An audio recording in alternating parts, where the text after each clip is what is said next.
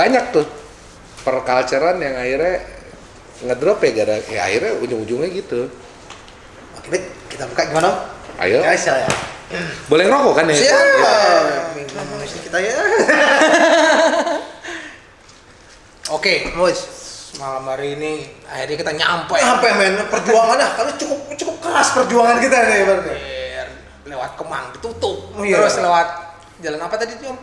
Sepanjang jalan ini? Warung Buncit. Warung Buncit di sana juga pas dia cekungannya itu banjir, Iya. anjir. Nah, tapi kita tetap berusaha. Akhirnya nyampe juga dengan Alhamdulillah kita di markasnya Kick Ass Super. Oh, orang lama friendnya. Bor.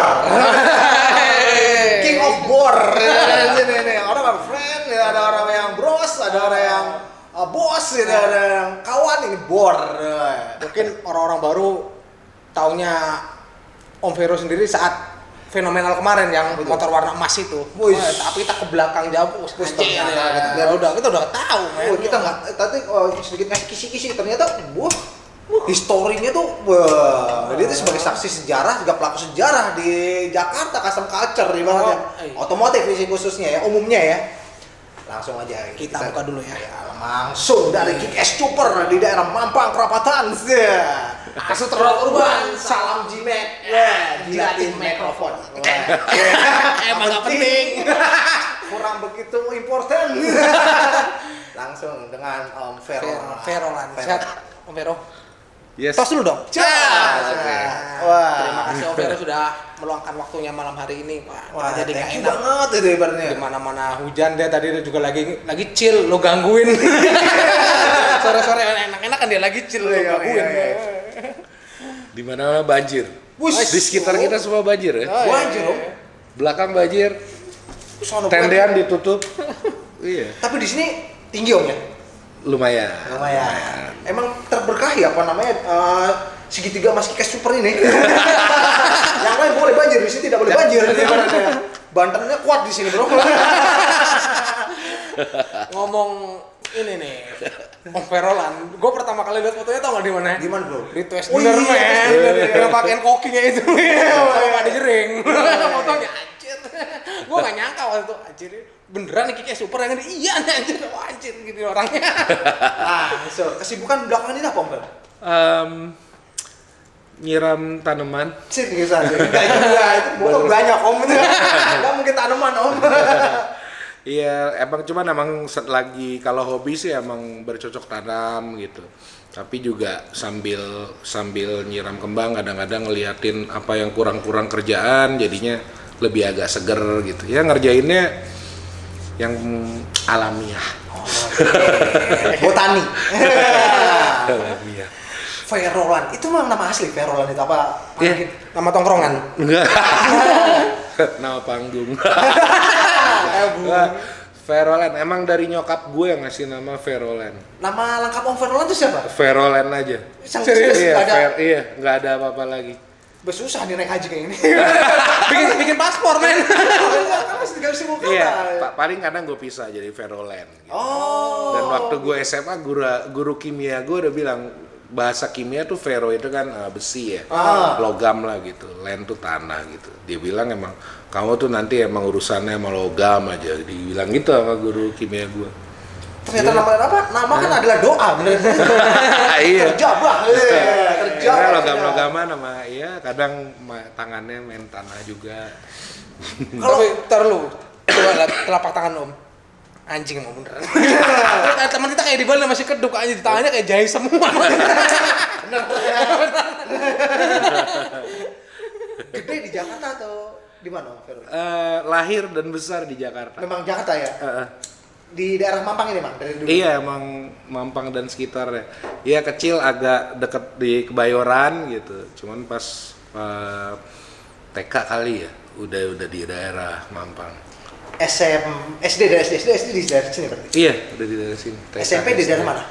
SMP daerah sini. Sini juga? Sini juga? Masih di daerah sini. SMA-nya juga walaupun pindah tadinya swasta terus SMA pengen ngerasain negeri, negerinya juga cari yang masih di daerah sini. Anak jadi selatan emang aja. Magnetnya mah kuat, selatan. mobilnya mogokan takut jauh-jauh. Mobilnya cepat overheat jadi takut. Iya. Jangan jauh-jauh dari rumah. Kuliah juga akhirnya gitu di Semanggi di ini. Trisakti? Masih Atmaja ya? Oh, Atmaja. Ngambil tapi ntar gue tanya Mas. Om Vero nih awal sukanya ketertarikan di dunia Otomotif dulu deh. otomotif tuh sejak kapan sih ibaratnya? Wah. Atau siapa yang menularkan gitu ibaratnya? Sampai ketular. Ya kalau bokap gue sih emang mobilnya nggak pernah punya mobil baru. Jadi sering ke bengkel kan. Jadi dari kecil emang sering diajak ke bengkel. Terus emang udah seneng nyium bau dempul gitu. Terus udah seneng kalau pas ngelihat prosesnya orang ngerapihin, ngecat lagi. Seneng kalau lihat mobil, nggak harus mobil baru, mobil tua pun, tapi kalau mau rapi, capnya mengkilat, bahkan gue lebih suka lagi gitu loh kalau mobil klasik gitu, capnya tuh kayak cap baru gitu. Jadi emang seneng gue main ke bengkel. Jadi ya dari masih main sepeda juga berhentinya ke bengkel gitu, lihat-lihat. Dan kebetulan daerah sini dulu banyak, kalau sekarang dibilangnya speed shop kali ya. Jadi bengkel yang emang bukan perbaikan aja, jadi banyak emang yang dulu kan sering ada event slalom test, sprint test, ya kan, speed off-road dan lain-lain lah. Isi bengkelnya itu emang mobil-mobil yang emang mau turun balap lah gitu. Ada balap di Ancol, ada yang sprint test, kalau sekarang speed off-road ya gitu. Ini salah satu sosok yang immortal juga, Highlander juga kayak Om Vero tuh kelahiran tahun berapa sih kalau boleh tahu nih? Gue 76. 76. Immortal men. Nggak ada yang nyangka. Gue kira tuh ya Masih 40-an lah, bukan 40 lewat lah. Enggak di atas 40. 39 40 gua. Karena jadi gue terlihat lebih muda dari alhamdulillah. Dari segi berpakaian, pola pikir, attitude. Ibaratnya kadang-kadang kalau orang udah umurnya segitu kan udah beda ini ya, culture-nya ya, kebiasaan ya, ibaratnya gitu, udah serius. Gitu. Udah kemana-mana pakai koko, bau minyak angin badannya. Bawahnya minyak kayu putih. Lu masih bawa oli men. Kalau bokap sendiri tuh kerja di sektor apa sih Om? Kok bisa main mobil seperti apa? Enggak sih ya, bokap gue ya emang perantau yang akhirnya kerja di pegawai negeri gitu. Tapi emang mungkin seneng mobil dari dulu kali ya. Jadi dia cerita dia sempat naik mobil VW yang split window ya tahun 52. Itu padahal tahun 70-an dia. Kombi ya berarti ya? Kodok split window. Ini ceritanya karena masa PDKT kan nyokap gue. Tapi pada masa itu aja beliau sudah disebut itu yang naik mobil VW tua gitu. Padahal masih PDKT sama nyokap gue gitu loh. Ya gitu, makanya gue jadi salah satu yang gue suka VW juga ya karena gitu, karena gila ya, masa bokap gue aja dibilang itu udah mobil tua gitu. Tapi kok ya pas gue udah generasi berikutnya aja gue tetap suka juga mobil itu, dan ya gue nggak apa-apa naik mobil tua gitu sih. Gitu, gue pengen sih naik mobil tua, tapi yang segitu sih gue pengen sih. Kalau dari bokap itu dilegasikan ke Om Vero apa? Om Vero udah bersaudara sih? Dua. Kakak apa? Kakak. Gue cowok juga. Beda 3 tahun. Doyan maksudnya hobi? Iya sih, sebenarnya kakak gue juga agak cepet belajar nyetir mobilnya kali ya, masih SMP apa SD gitu, SD kelas 6, gue masih SD kelas berapa itu udah diajarin nih sama om gue soalnya umurnya juga, karena nyokap gue saudaranya adiknya banyak, jadi umurnya nggak jauh nih sama om gue. Jadi ketika mereka diajarin nyetir mobil, gue udah ada. Ketika kakak gue diajarin juga, jadi kita tuh badannya juga bongsor. Jadi pas gue sering ngeliatin kakak gue belajar yang namanya ngelepas kopling manual gitu pelan-pelan. Suatu saat mobil lagi nganggur di bengkel, gue langsung starter, masukin gigi, terus gue cuman pengen nyobain aja yang diajarin di kakak gue itu. Gue waktu itu 4 SD kali ya. Terus gue pengen tahu ngelepas koplingnya karena sering banget kakak gue dibilang pelan-pelan. Jadinya gue udah nangkep duluan nih di bangku belakang. Gue first shot, bener-bener first try cobain, gue langsung bisa gitu. 4 SD? Iya, tapi badan gue udah nyampe. Iya, kan tinggi ya. Iya, naikin mobil Datsun pakai P ya. Datsun. Jadi di bengkel di daerah Cilandak tuh gue udah muter-muter sendiri. 4 gitu. SD? 4 SD. Kakak gue udah ketawa-ketawa aja, gila nih anak nih masih piyik gitu. Dia tahu kan seberapa mudanya gue gitu, beliannya gue, tapi gue udah muter-muter gitu. Akhirnya gitu, karena udah bisa mengoperasikan mobilnya gitu, jadinya minatnya emang tak terbendung gitu. Jadi misalnya gue main ke bengkel, balik lagi ke cerita kalau bokap gue mobilnya emang misalnya Jeep mobil bokap gue. Jadi bengkelnya kan datang ke bengkel Jeep yang jago dong gitu. Dan kebetulan bengkel-bengkel yang jago-jago itu buku-bukunya, literaturnya dan parts yang dipajangnya atau yang akan dipasangnya itu juga menarik kan gitu. Jadi gue emang wah gila lihat Jeep gini, lihat majalah ini. Akhirnya gue sering banget tuh kalau ikut bokap gue ke bengkel, gue lihat majalahnya gitu. Jadi sampai ada salah satu bengkel tuh yang ngasih gue, wah gila anak umur gini tertarik banget ya gitu. Baca ginian nih. Padahal gue baru belajar baca kan, atau masih waktu itu umur gue masih kelas ya masih SD lah, masih kecil banget, 6-7 tahun kali ya. Udah dikasih tuh gue buku gitu, buku yang emang sebenarnya bukunya udah buku lama lah gitu, cuman isinya itu kebetulan emang 4-wheel magazine, 4-wheel drive itu Jeep gitu kan, terus hot rod emang yang rata-rata. Nah gue suka banget mobil yang mesinnya tuh sampai keluar karena gue waktu kecil nonton film Mad Max kan. Mad Max itu kan emang ada satu angle di filmnya itu tuh benar-benar ngeliatin pulinya, supercharge-nya gitu, dan oh ini jadi benda yang keluar dari mesin itu tuh bukan pajangan ya, itu berfungsi ya gitu. Dan gue impress banget sama bentuknya, emang yang kokoh banget gitu loh, cast aluminium gitu, terus ada tulang-tulangnya gitu kan, scoopnya gitu. Jadi salah satu yang bikin gue tertarik banget sama yang namanya mesin gede gitu atau apa itu ya Mad Max gitu. Dari visual tadi itu. Iya, visual kan awalnya ya, cuman anak kecil yang nemu majalah, oh gila ini dia nih mesinnya keluar nih, majalahnya Hot Rod. Terus ada lagi majalah apa namanya Easy Rider yang bagian pentilnya di spidol, di sensor karena dulu masuk ke Indonesia cuman emang disensor jadinya karena dia half naked kan ya gitu. Tapi motornya ya chopper lawas ya era-era 70-an gitu ya. 70-an gitu iya, atau parts-parts yang dijual jammer gitu-gitu. Jadi emang gue lukisan David Mann apa gitu-gitu gua terlalu dini lihat. Gede terlalu dini.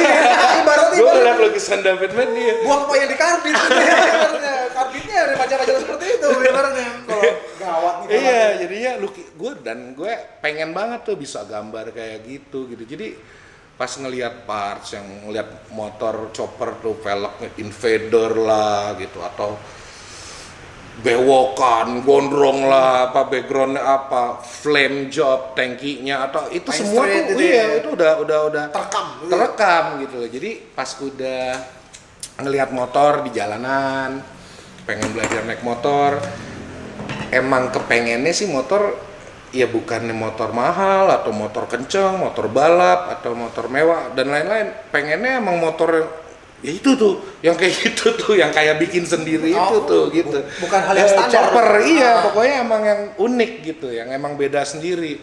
Ya kalau mungkin kebanyakan orang ngeliat yang stangnya begitu, apa gitu. Kalau gue sih nangkepnya emang semaunya itu loh gitu. Emang ya maunya lu pokoknya gimana motornya, itu motor lo gitu. Karena itu motor lo gitu. Yang gue tangkep tuh itunya gitu. Akidah sebuah chopper itu. Iya. Kayak gitu. Iya. Jadi gue di jalan sering lihat juga kan motor-motor klasik, gue bandingin gitu. Ada yang knalpotnya 2, ada yang knalpotnya 4, ada yang knalpotnya 1 gitu. Ada yang stangnya begini. Cuman impian gue pokoknya bukan salah satu dari merek itu atau apapun gitu. Cuman ya kalau bisa mesinnya cukup powerful, sebanding dengan kesangaran bentuknya gitu misalnya gitu. Jadinya emang kepengennya kebetulan waktu itu Harley gitu. Oke, yang itu yang Kenapa yang kedua, mumpuni, gitu, ya kan. representasikan dengan sebuah body dapat, engine-nya juga Iya. kencang. Dan kebetulan waktu itu emang kalau emang kitanya sabar-sabar dan niat-niat cari motornya, bisa juga sih dapat gitu motor Harley gitu kalau sabar gitu. Di era itu ya, di di era itu ya. di era itu Ya ya. sabarnya itu kira-kira setahun 2 tahun sih nyarinya aja gitu. Nah, itu ya. Iya. itu. Karena kali ini mau dijual, mungkin besoknya yang punya motornya berubah pikiran gitu. Karena belum ada tokonya dulu gitu loh. Sorry Om, gue potong. Bener gak sih Om, stereotip lu bisa punya duit tapi belum tentu lu bisa punya barang ini. Itu bener gak sih Om? Di era-era itu.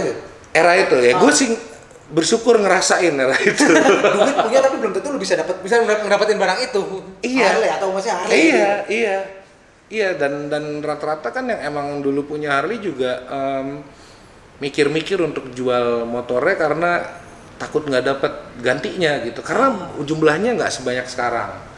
Karena dulu motor emang ada yang masuk dem-deman PM kali, dem-deman polisi gitu kan gitu.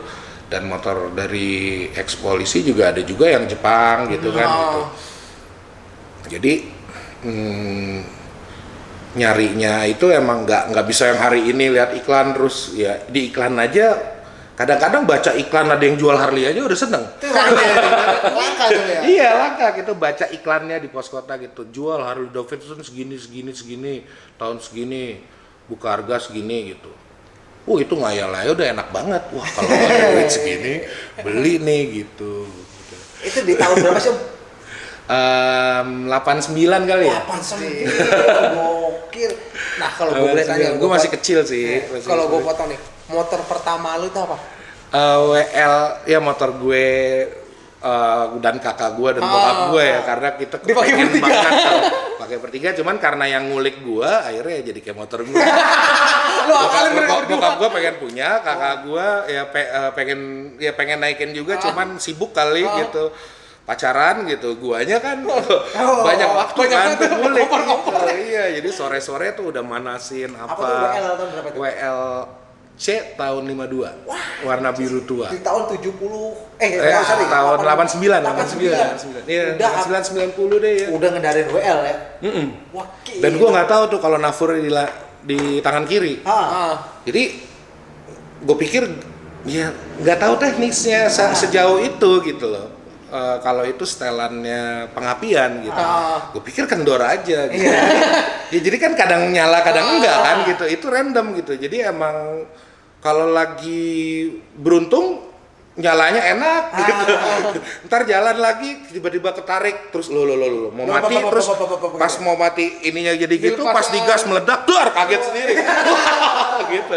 Nggak tahu bener-bener kalau tekniknya itu di situ gitu. Cuman somehow gue dengan ngerusak banyak sendal ya untuk nyalahin sampai keringetan apa segala macam. Akhirnya pelan-pelan belajar dengan berat belajar. Sorry, gua tanya, itu WL tuh dapat dari mana tuh?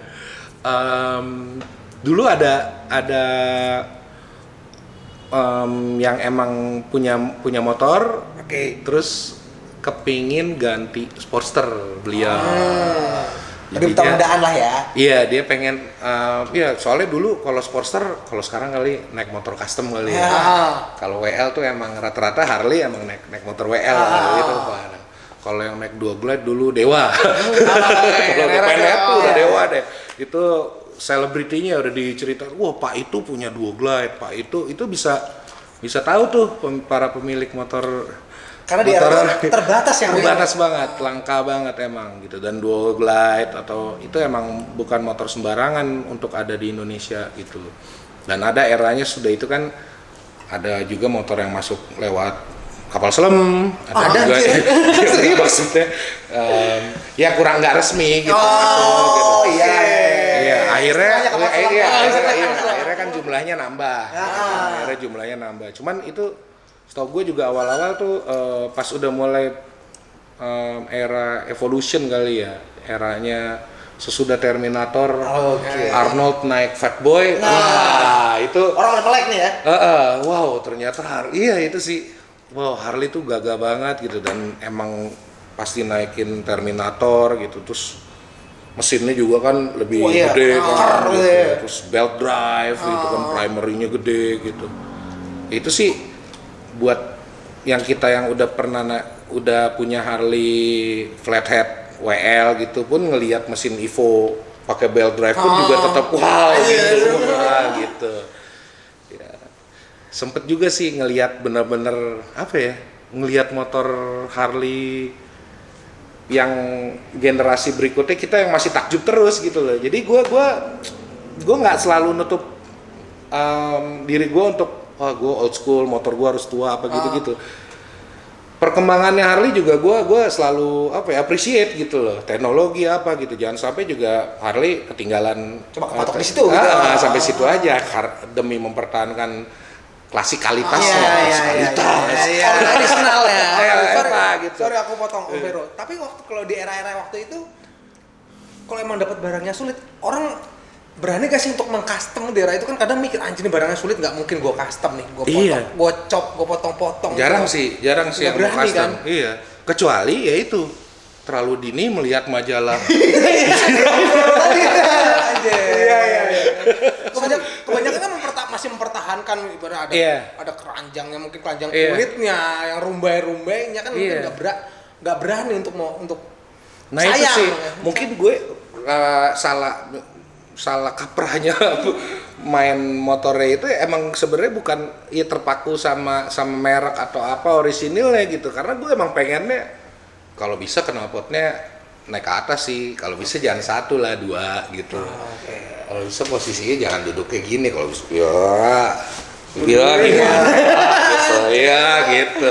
Kalau bisa jangan gitu. Siap posisinya tuh ya gitu. Karena gue udah impress banget sama yang di apa ya, visualnya chopper gitu, atau Mad Max atau apa, emang yang semaunya itu gitu. Semuanya tapi nyaman kan, kelihatannya malah justru ngeblend banget sama yang naikinnya gitu kan. Oke. Akhirnya Om Vero sendiri untuk memutuskan, wah nih kayaknya nih gue bukan cuma jadi penikmat nih, bukan cuma sekedar pemain. Kenapa gue nggak jadi seorang buildernya juga gitu? Memutuskan itu gimana ceritanya? Apa doyan ngoprek, apa doyan nongkrong di tongkrongan? Gitu. Kalau ngomong soal kata-kata builder ya gitu, gue nggak pernah ada memutuskan apa gue jadi builder atau apa gitu. Cuman sekali sih, ketika gue memutuskan menjadi bodybuilder, gue itu bodybuilder kan ini ada satu saat gue gue akan rajin olahraga supaya badan gue kekar. Itu gue benar. Cuman kalau soal motor atau builderan apa gimana, apa ya, let's say pertama kali gue mengcustom motor, ya itu alasannya salah satunya misalnya emang stang gitu. Kalau emang nggak ada yang jual yang sesuai dengan kemauan, iya sesuai kemauan, mungkin sebagian orang ya udah gitu, kalau nggak ada ya gue usaha, mungkin ya jadinya gue bikin gitu loh. Cuman ketika gue bikin karena gue juga suka gitu ya, gue mungkin nggak mau pakai bahannya yang sembarangan gitu. Materialnya akhirnya gue usaha tuh cari pipa, dan kebetulan waktu itu malah gue dapat pipa stainless steel yang emang kualitasnya bagus, bekasan sih gitu loh. Cuman emang kebetulan ukurannya 1 inch gitu, tapi tebelnya juga pas gitu, dan emang bisa gue tekuk untuk jadi bisa pakai hanger. Kenapa enggak kan gitu. Terus akhirnya ketika motor gue stangnya udah tinggi, knalpotnya masih di bawah, kok malah aneh ya gitu loh. Apa yang aneh ya, karena semuanya tuh itulah motor sih ya. Kalau kita rubah dikit aja sebenarnya yang lainnya tuh jadi apa ya? Beruntun. Kurang gitu. Masalahnya dapat literatur yang banyak ya kali ya. Ya itu entah kenapa salah aja di mata gua, sakit aja ngeliatnya gitu. Ini kenapa? Gitu. Jadi gue daripada mata gue sakit, ya udah coba aja datang ke tukang knalpot, walaupun tadinya tekukannya masih patah pun gue ya ke tukang knalpot, bongkarin. Tukang knalpotnya juga, gue nggak pernah ngerjain hal ini gitu ya. Iya gue nyopot gitu. Ini segini gitu, ini segini. Tadinya 2-in-1 jadiin satu-satu terus naikin ke atas gitu. Iya kan, naikin ke atas gitu. Yang awal-awal pipanya masih terlalu tebel, ya akhirnya suaranya ngedrop gitu kan di proses eksperimen itu tuh akhirnya apa nih yang salah ya gitu. Buntut, potong lagi buntutnya, kita bikin model slip on jadi diklem pakai pipa yang tipis tapi stainless steel misalnya gitu. Suaranya kok malah makin menggema gitu. Wah, gitu terus nggak karatan juga gitu kan gitu. Tapi bikin dudukannya salah, akhirnya lagi jalan copot, ketinggalan gitu ya kan. Terus diambil masih panas lagi. Iya, kartun banget gitu, kartun banget, tapi itu terjadi. Iya kan, jatuh, berhenti, ambil.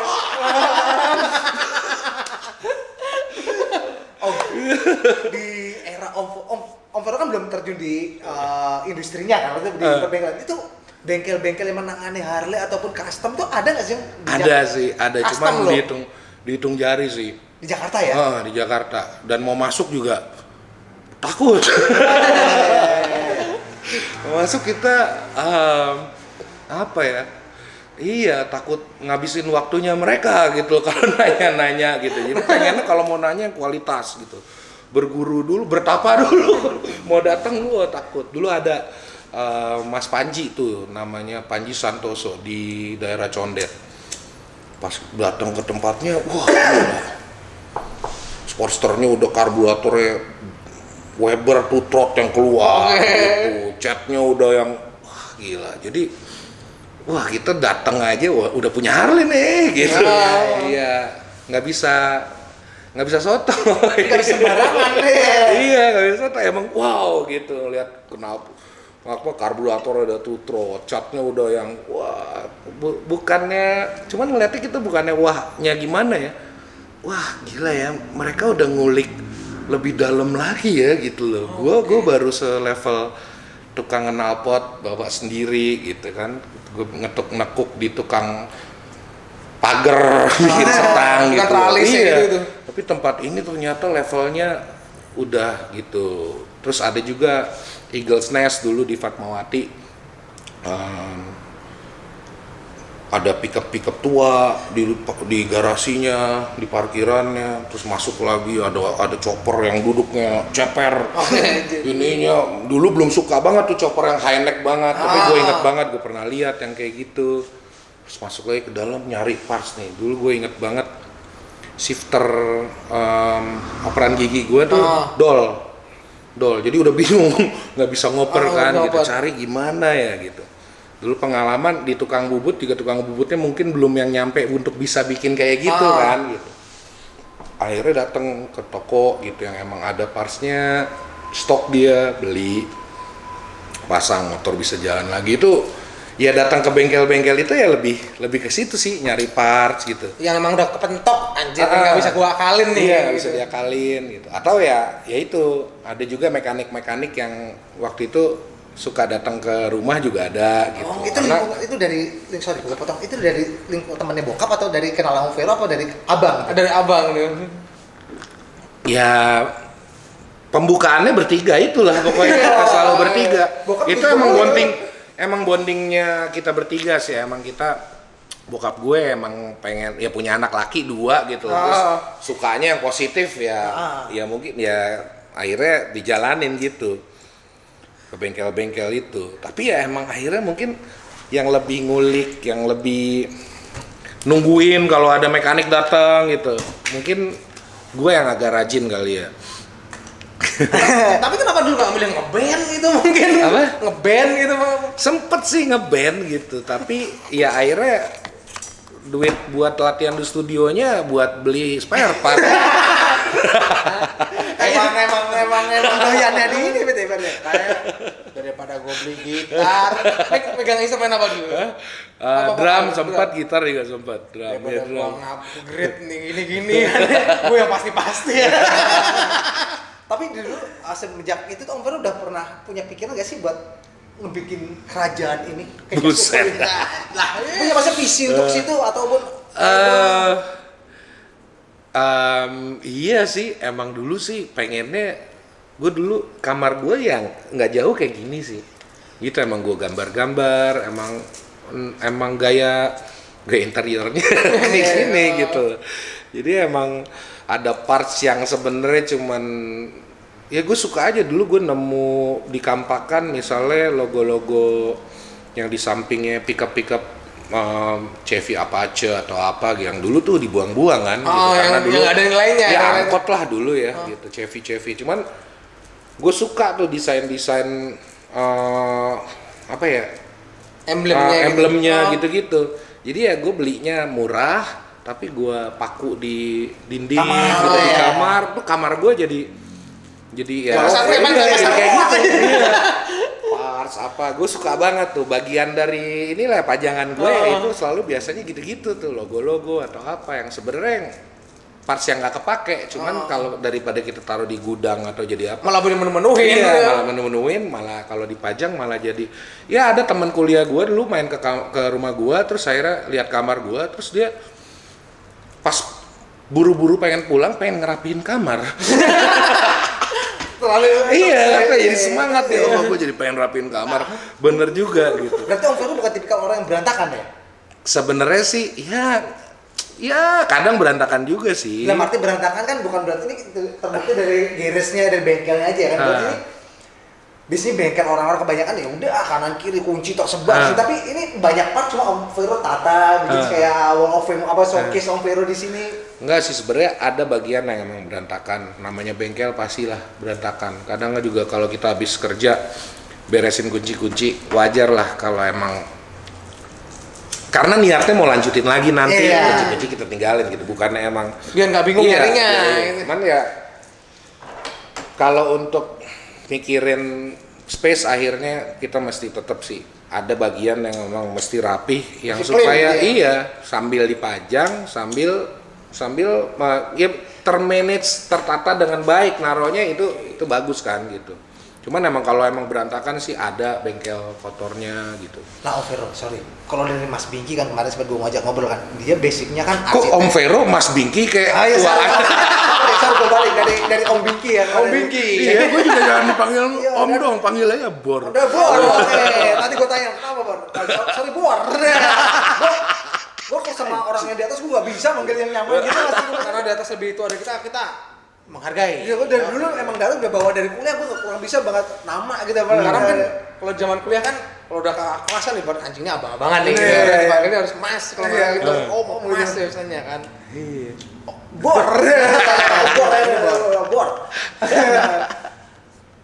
Lu bisa kepikiran sampai bikin bengkel ataupun terjun di industri ini emang di SMA, dari SMA atau kuliahnya memilih hal teknis atau permesinan apakah itu sehingga lu punya ilmu pasti untuk apa ada anak STM lah minimal punya hal apa kan SMA kan punya hal yang ini kan biasanya dari SD lu doyan ngulik motor, SMP lu mulai menyalami sampai tadi lu sempat cerita yang out of record ya lu doyan main VW, kombi segala macam. Akhirnya SMA lu memutuskan untuk ambil kejuruan mesin, mungkin kuliah biar lebih tahu. Biar tahu lu punya itu sih basic gimana sih sebelum ini kerajaan ini terbentuk itu? Ada. Apa ya? Kalau ya gue SMA-nya ngambil IPA, ya kan ngambil fisika ya sebenarnya supaya ya itu gue masih belum tahu sebenarnya daripada gue kalau ngambil ekonomi nanti gue pas udah kuliah gue nggak bisa jadi ngambil teknik misalnya gitu ya, gue amannya gue ngambil IPA aja dulu gitu. Berarti hitungan lu kencang ya Mas?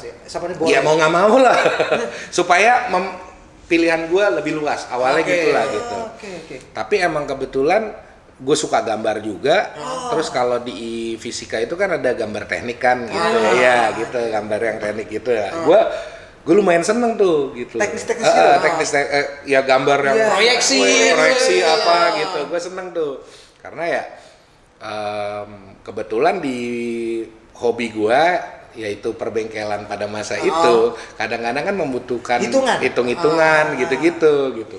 Terus misalnya lihat buku-buku apa segala macam, gue seneng aja kalau akhirnya gue bisa ngerti nih yang namanya blueprint atau apa yang lihat blueprint tuh, walaupun di situ sebenarnya cuma untuk sarana belajar bahasa Inggris.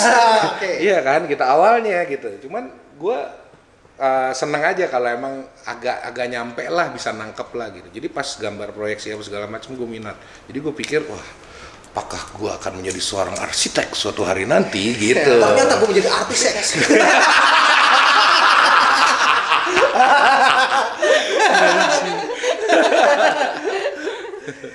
Justru malah lu kelar SMA di IPA itu kan jurusan. Kelar SMA lu malah ngambil ekonomi Om ya? Iya, akhirnya gitu. Karena wah kalau gue ngambil ekonomi mungkin gue bisa nyantai dan waktu gue perbengkelan lebih banyak jadinya. Itu dorongan dari gitu. nyokap nggak sih? Kamu ambil ekonomi aja. Enggak ada sih. Tapi emang pilihan Nggak ada pure. sih. Iya, gue sempat nyoba tes arsitek di Unpar. Bandung ya? Ya Bandung. Kalau gue keterima berarti gue jadi arsitek. Kalau enggak ya berarti gue nggak akan hidup di Bandung. Gue pikir gitu. Tapi ngayal udah nih, gue mau ngekos di mana, nongkrong perbengkelannya di mana, main motornya di mana udah dirancang gitu. Cuman ya yang menentukan tesnya, hasil tes tidak oke, gue ngambil ekonomi aja gitu. Kalau dari kakak sendiri, doi sengulik lu gak sih Om? Ngulik. Cuman dia lebih ke Jeep. Oh. Dia ngulik Jeep. Seneng banget 4-wheel drive, Land Cruiser gitu-gitu. FJ 40, FJ 45, FJ 60, you name it lah, dia udah pernah dia build. Berarti Gitu. dari bokap itu kepecah dua ya kesukaan ya. Bokap kan juga ada Jeep kan Bukan tadi kan. mobil. Iya. Satu yang ngewarisin di otomotif roda 4-nya, satu lagi yang ngewarisin roda 2-nya. Roda 2 ya. Bokap emang dulu sebenarnya seneng banget motor, cuman anak-anaknya sebenarnya nggak boleh main motor karena agak trauma. Dia motornya pernah jatuh ke jurang, BMW Anjir. R27 jatuh ke jurang, dia nyangkut di pohon. Itu udah punya anak belum? Belum. Oh. Jadi dia trauma gitu. Jadi pas punya anak dia nggak mau kalau anaknya main motor. Dan daerah rumah gue banyak tuh dulu kebut-kebutan wrecking yang tabrakannya lewat sampai tuh, ya. ya gitulah. Jadi Traumanya nyokap dari gue situ, banyak gitu. Jadi sempet gue nggak boleh naik motor sebenarnya, main motor. Jadi emang agak telat. Sempet main Jeep dulu gitu. Oh justru roda 4 ya di awal-awal? Oh iya, awalnya roda 4 dulu kan. Oh, oke. Apa Iya. roda 4-nya apa nih? Jeep juga atau Awalnya gue punya Crown Station Wagon tahun 70. Crown? Crown. Toyota Crown? Toyota Crown. Itu kan keren Om. Keren banget sebenarnya tahunnya. Maskal Waktu itu kan? belum, waktu itu keren tapi harga jualnya nggak bisa beli apa-apa lagi kita gitu. Itu yang lele bukan sih Om? Sebelum yang lele, lebih keren lagi yang kotak. Oh yang kotak. Wah keren deh. Dulu senengnya karena peralatan band, itu masih peralihan main anak band. Wah, jadi di belakang gitar apa segala macem tuh belakang di semua ya, belakang, belakang ya kan, ya, ampli, instrumen, efek instrumen. gitu. Suka banget tuh jadi gitu.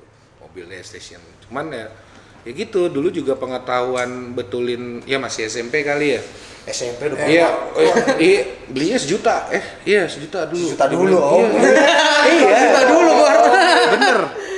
Wah itu maksudnya mobil yang emang mogok melulu gitu. Terus kalau lagi linkage kan operan giginya di sini. Berarti kan ada transfer linkage di balik di dalam kap mesin tuh yang begini nih. Jadi dia posisinya tuh harus begini lagi. Gitu. Ketemu Itu lagi karena busingnya udah pada goyang kali ya. Jadi kadang-kadang di lampu merah kita udah habis 2 netral kan, nah linkage itu tuh nggak ketemu Nggak pas, banget pas, gitu, ya. ya nggak pas kan. Jadi pas udah hijau tuh Nggak mau masuk gitu. nggak masuk. Itu aja udah bingung tuh buka kap mesin, wah bu. Padahal harus begini. Iya bener, wah udah bisa ketemu lagi. Wah lama-lama gue bisa betulin gitu walaupun cuman pakai palu gitu. Lama-lama SMP. Lama-lama gue tertarik tuh yang namanya kalau mogok seenggaknya bisa betulin sendiri gitu. Atau mikir logika aja gitu. Kok di karburator nggak ada bau bensin gitu. Wah, ini mampet kali pas diperiksa filter bensinnya kotor. Wah gila ditiup-tiup. Oh iya. Habis itu keluar lagi bensin naik. Wah gila rasanya udah yang jago banget gue ya gitu, bisa nyalain itu sih udah apa ya priceless pengalaman yang akhirnya dari mogok kita betulin sendiri gitu. Sorry kalau gue potong nih Bar. Itu kalau gue ngebayangin kayak film Mad Max tuh nggak sih lo yang waktu mobilnya jalan tuh mobil yang apa namanya red rodnya itu loh nggak salah itu ya. Dia semburin gitu ke atas kayak karbunya gitu. Bentar, jadi lebih kenceng gitu. Bener nggak sih itu? Kalau Ya sebenarnya mungkin sih kalau yang dia tiupin itu kan apa dulu bahan bakar ya kan gitu kan. Kalau nitro sama ethanol emang mungkin. Iya, cuman emang mungkin kalau emang diinjeksiin ke Langsung karbon iya ya. langsung gitu. Cuman ya kalau ngayal ya itu ngayalnya juga gitu. Kalau bener langsung nyembur. Tapi Bor, dari si Crown Toyota Crown tadi itu sempat mengalami peralihan gak sih? Lu doyan apa lagi itu dari Toyota Crown roda 4-nya nih ya? Ke roda 4-nya nih. Roda 4-nya Jeep. Oh, Jeep sempat Jeep gitu? sempat. Gue ya karena crown-nya gua buat betulin juga biayanya kayaknya berat. Uang saku masih anak SMP. Iya, makanya. Gitu. Terus ya biasanya nabung buat patungan bayar studio ya kan. Gitu. Akhirnya bokap gue mungkin luluh gitu. Akhirnya mobil itu dijual murah-murah juga. Emang nggak ada yang mau ya ceritanya dulu tuh? Nggak ada yang mau. Harganya nggak ada ya? Nggak ada. Bukan sebuah pilihan ya itu? Iya, padahal ternyata pas di Jepang, gue kemarin ke acara itu lihat ternyata udah kolektor item tuh yang tipe itu tuh. Ada yang cakep banget deh didandanin warna beige gitu. Kemarin di komplek gua Bor, ada Toyota Crown mangkrak, gua liat ini dijual berapa harga murah. Gua liatin anjing nih, gua beli cuma gua takut ini restorasinya Bor. Itu keren banget. Iya, soalnya partsnya kadang-kadang kalau udah obsolete gimana? Kalau emang nggak diproduksi lagi gitu. Ya, pada masa itu pun juga ya kan itu belum ada internet ya juga. Terus ya mobil itu tergolong langka. Jadi partsnya nggak tahu nih kalau beli di toko spare part ini Toyota Ada belum apa enggak? belum tentu sih engkau tahu gitu. Yang tahun ini nggak ada gitu. Yang satu-satunya mungkin harus ikut komunitas kali Bor ya. Di saat itu Nah ya? dulu ya komunitas mobil itu juga belum ada yang itu belum ada hobi-hobinya kan gitu ya. Untuk barang itu ya? Iya gitu. Kalau Jeep agak mendingan nih. Akhirnya dijual, diambil Biar jadi main Jeep ya Jeep.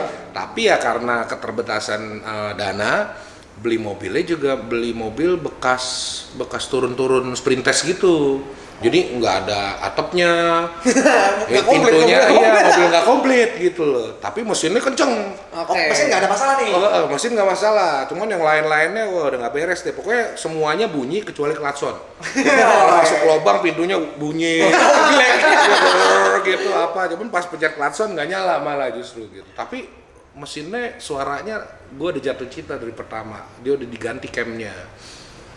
Gitu, tapi pas gue lihat karburatornya tuh kayaknya terlalu kecil untuk yang udah segini gitu. Nah itu mulai deh ke komunitas, ke bengkel-bengkel yang udah ngerti gitu. Mulai deh tuh belajar yang namanya ganti karburator. Terus dulu juga pernah diajak sama bokap ke Awesome Reggae. Asem Reggae. Asam Reggae. Awesome Reggae. Iya karena di sana agak reggae cuacanya gitu. Iya kan. Terus yang apa aja kayaknya nyari di situ dan gue sukanya kalau di Asem Reggae tuh mereka lu bawa apa aja mereka akan coba betulin kan. Gitu. Karena mereka ya alternatif ya kalau pengobatan alternatif ya. Iya, jadi perbengkelan juga gitu. Cuman ada beberapa, gue jadi kenal kan beberapa bengkel yang emang specialized di karburator misalnya, kayak Pak Babe Soleh gitu. Emang dia ahli karburator, ada M Taud juga. Oh banyak tenan-tenannya berarti. Iya, banyak tenan-tenan. Akhirnya kita lihat-lihat di samping beberapa orang juga yang cuman benar-benar nyaloin doang. Pokoknya lihat bawa apa aja, apa bos bisa, pokoknya ada. Ya, di situ dia usaha hari itu. Tapi seenggaknya tempat itu vibe untuk berusahanya besar banget di situ. Gue suka tempat Tidak ada itu kata jadinya. tidak bisa. Iya, namanya nggak bisa. Dan kalau parts airnya mesti ganti apapun itu masih bisa lah. Misalnya karetnya, sealnya atau apa. Kalau ukurannya sama akan kita usahakan untuk bisa jadi lagi kan gitu. Mulai tuh gue yang ngulik-ngulik yang namanya karburator. Terus kalau orang lain pengennya karburator dicekek supaya irit, gue malah justru ini mobil kan mobil buat balap nih, gitu. Kok kalau karburatornya boros gue nggak apa-apa, cuman jangan keborosan. Pokoknya yang maksimalnya ini gimana gitu. Itu kan di situ tuh karena kebetulan Babe Soleh juga seneng banget sama mobil gue waktu itu. Jadi terus tuh diulik, ganti karburator ini apa segala macam sambil beliau juga mulai beli nih Jeep yang sama kayak gue, Toyota juga gitu.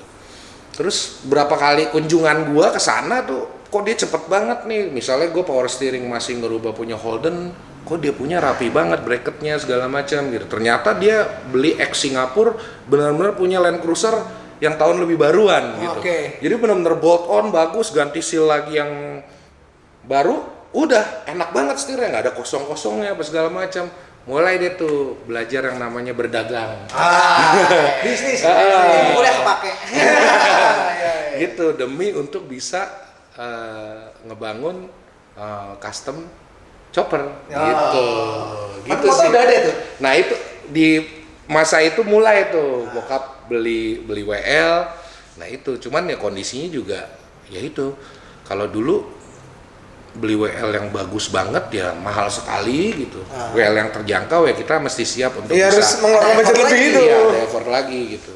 Akhirnya mungkin beruntung juga karena gue sukanya custom, gue nggak terlalu fokus untuk Ngejar oriin penampilan, ya. yang penting mesin sehat, stangnya bisa tinggi, knalpotnya bisa naik, gue udah cukup. Oh ya.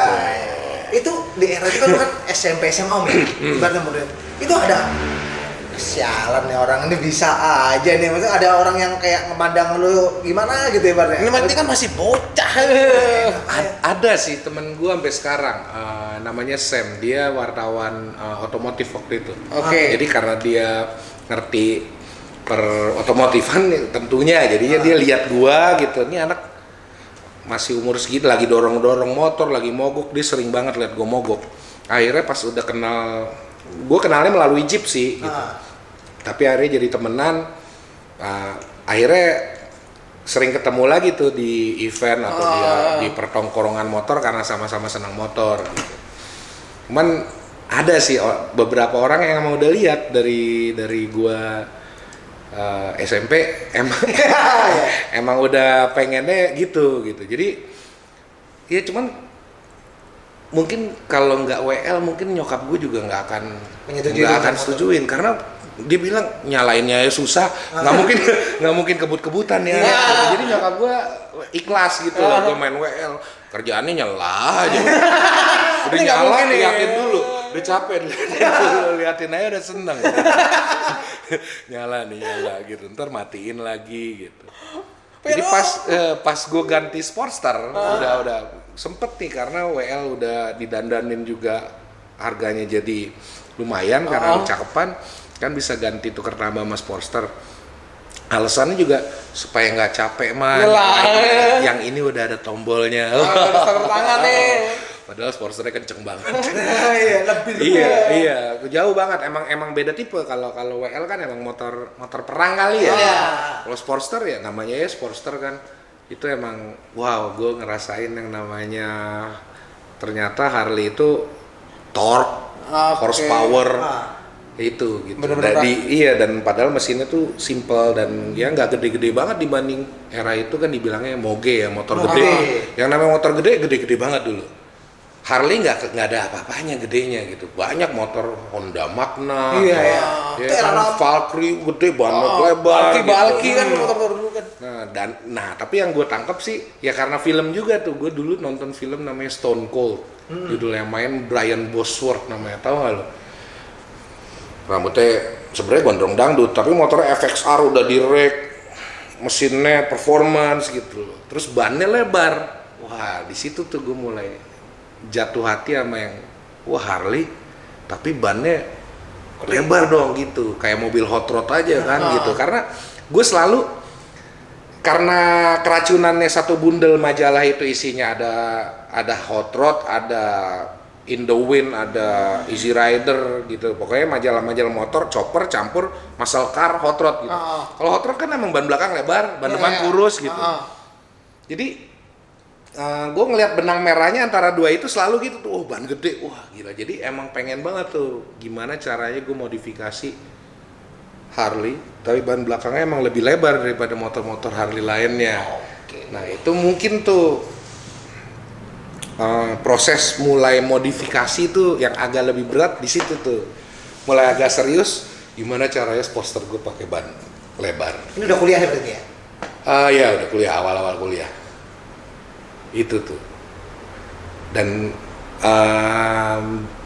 mungkin karena di bengkel juga dulu ngukur-ngukur mobil misalnya. Kalau Eropa atau Jepang kan bilangnya offset. Offset. Kalau Amerika bilangnya backspacing.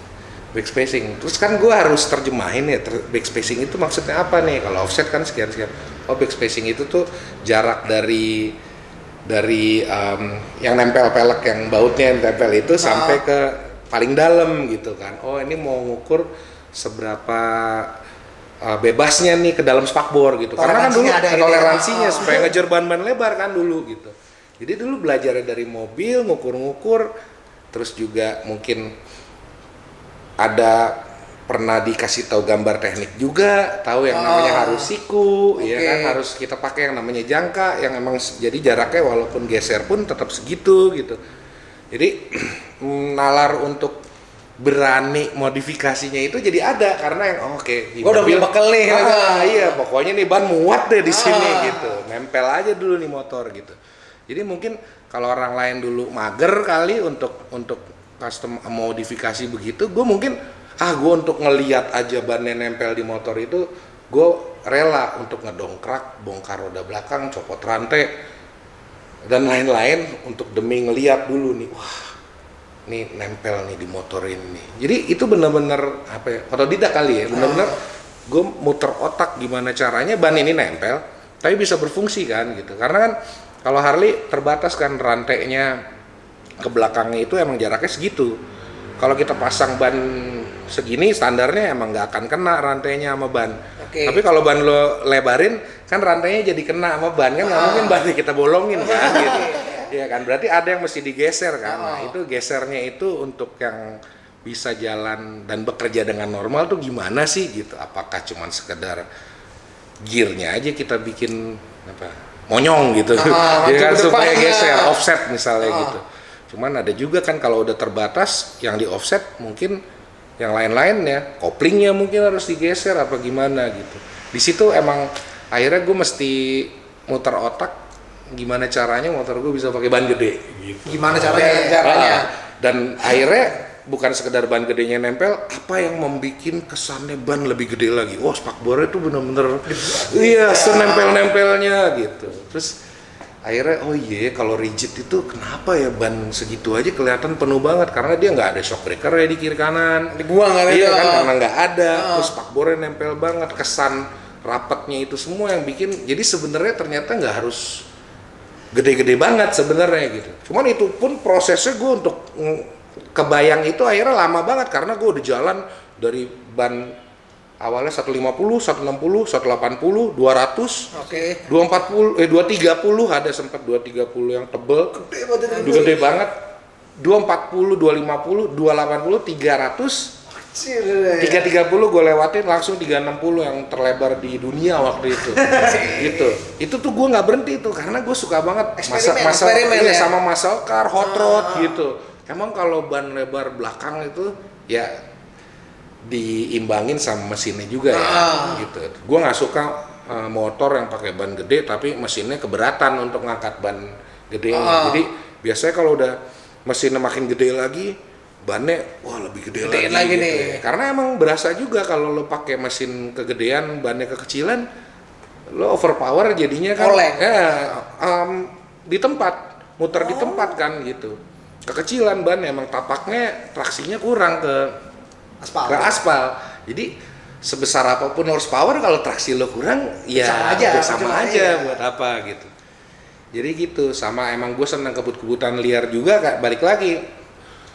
Jeep gua karena bekas turun sprint test, basicnya juga udah ganti cam segala macem, terus ditambahin lagi ganti karburator, ganti pair clap, ignition segala macem, akhirnya senang juga balapan liar karena sekolah gua siang. SMA, jadi malamnya bisa begadang, bangun boboknya telat, bangunnya siang nggak apa-apa gitu. Itu nyokap tahu nggak tuh? Aduh, Vero. Nyokap gua tahu, tapi bokap gue pendekatannya gitu kali, daripada dilarang dengan keras akhirnya mendingan dikasih kamar yang emang nggak ganggu rumah kalau gue pulangnya pagi, tapi iya jadi emang langsung kamar yang paling luar. Gue dan kakak gue akhirnya diberi kamar yang emang aksesnya langsung dari parkiran gitu. Tapi tetap terkontrol bokap gue. Soalnya gue kalau pulang pagi pun bokap gue berangkat ke masjid sambil jalan dia megang kap mesin. Panas kan sih? Iya. Oh ternyata Baru datang baru datang juga Tandanya ini gitu. nih, baru- Iya. Cuman masih terpantau, terpantau gitu. Cuman emang gue bersyukur banget juga, gue beruntung ngerasain gue tinggal di Mampang saat itu dan saat ini ya. Terus di Menteng itu dulu tuh tempat balap liar yang cuman kayak drag race, iya. Cuman yang 200 meter aja gitu, ya kan, cuman lurus gitu. Emang lebih ke emang adu mesin. Gue lebih seneng, bukan adu skill atau bisa rebah atau apa gitu. Kayaknya secara safety masih boleh lah, masih aman lah gitu. Cuman adu mesin doang gitu. Kita nggak yang sampai lari 200 terus di jalan umum apa ini jalannya sepi gitu. Jadi gue kayaknya kalau ini bokap gue nggak bakal sewot-sewot banget lah. Sewot banget, cuman adu mesin kok pak gitu.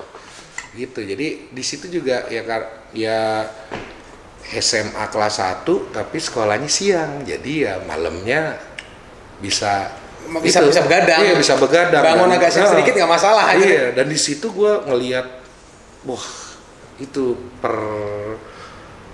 perhotrotan Indonesia tuh di situ sih gitu. Berarti barang itu kan bukan orang-orang yang bukan anak sembarangan kali, masih di era itu masih yang di kumpulan loh, masih ibaratnya di era itu kan itu bisa mainan seperti itu kan bukan kaum awam, masih kaum privilege. Itu barang-barang anaknya jenderal siapa, anaknya pejabat ini. Ada ya itu mungkin jadi jarang dibubarin karena ada anak jenderal yang suka main gitu. Cuman kan balance lah, ada juga yang anak-anak perbengkelannya juga kayak pernah dengar ini Mazda kotak. Dulu ada yang namanya Nurik namanya, naik mobil Mazda kotak. Jadi dulu ada mobil tua namanya mereknya Mazda tuh kayak kotak sabun. Kecil kayak Mini Cooper cuman lebih kecil lagi. Dan dulu itu dibuang di mana-mana tuh orang udah nggak bisa betulin dan mesinnya nggak ada larinya dan dulu suka diledekin. Kalau lewat tuh mobil kayak mobil kayak remote control. Mr. Bean kali ya. Iya, lebih kecil lagi dari Mr. Bean dan dia mobil Jepang ya, jadi kotak Mazda. Nah, Nurik itu masukin mesin Pontiac 6 silinder awalnya ke mobil itu. Dia duduknya sampai di belakangnya. Gede mesinnya. Dan dia ngalahin semua mobil-mobil baru yang ada di situ.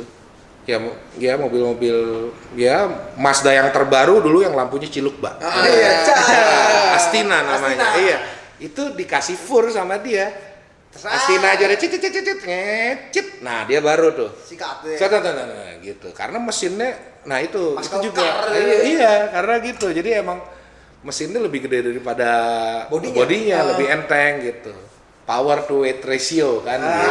Wah, gue suka banget tuh dulu jadi ini nih emang nih. Terus drag aja gitu, bukannya harus nikung, cornering apa segala macam, enggak gitu. Jadi tergolong aman lah gitu. Karena trek lurus tadi trek itu ya. Lurus kan aja. dia panjang-panjang amat ya, cuma 200 meter tadi kan. Iya, 200 meteran lah.